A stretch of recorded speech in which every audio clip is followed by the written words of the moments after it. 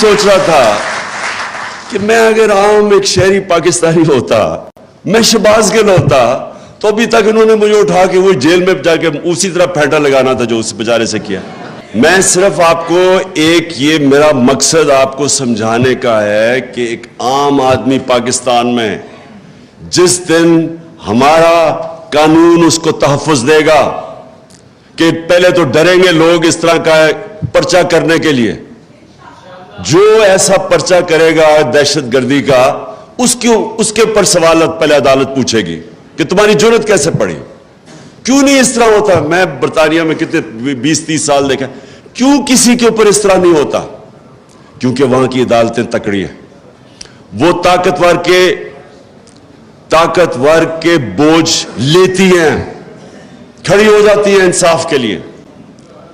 जुर्रत नहीं होती गवर्नमेंट की इस तरह की चीजें करनी वहां।